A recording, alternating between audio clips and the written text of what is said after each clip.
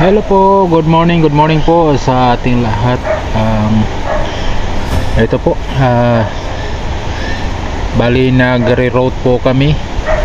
Umalis po kami ng PTEX alas 12. Tapos ang bagal ng takbo din dahil sa traffic. Tapos maulan.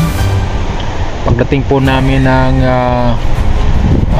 Pagbilao, kung saan yung stopover ng DLTV bus po yung ating nasakyan, ay balitaan na po namin na hindi na po madaanan yung bahagi ng Dagit, no? Papunta, yun po ay Camarines Norte na po siya, papunta na po ng Daet.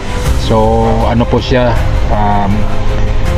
barangay, isang barangay na bayan ng Labo, Dagit. Tapos sunod na balita ay mayroon namang nag-info kasi ang mga driver mayroon po silang GC. So sinasabi din po sa amin, bahagi din po ng Minasag, yun po ay unahan lang ng konti ng bayan ng Santa Elena, ay hindi na po madaanan that time. Meron po kaming isang kasamang pasahero sa Santa Elena, kaya pagdating po ng Tabugon, which is yung crossing po yan papuntang Daet at papuntang Camarines Store, Legazpi, hanggang sa Baya, Mindanao, Visayas. So pumunta po kami ng bayan ng Santa Elena bago po kami bumalik, at Baya Sipokot po kami. Kaya lang pagdating naman ng area ng Ragay, area naman din po ng Ragay ay malaki na rin po yung tubig, kaya po stranded din po kami doon ng 2 oras. 2 oras po yung paghihintay namin, at salamat naman na hindi po tuloy-tuloy na ang ulan, kumaga humina na po yung buhos ng ulan, kaya po after 2 hours ay mayroon na pong nakakalusot, kaya po tuloy-tuloy na rin po kami. Kaya lang dahan-dahan pa din kasi may nauna na sa amin, mahaba pa po ang pila siguro nasa mga 2 kilometers, 2 kilometers, kasi yung mga nauna kasi maliliit na mga sasakyan,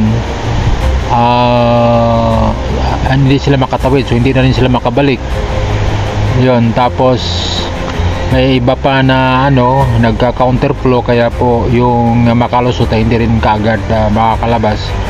So yun po nagiging problema. So pagdating po ng Ragay ay we wait for 2 hours bago po kami nakalabas, and umaga na po kami nakarating ng yung Sipokot.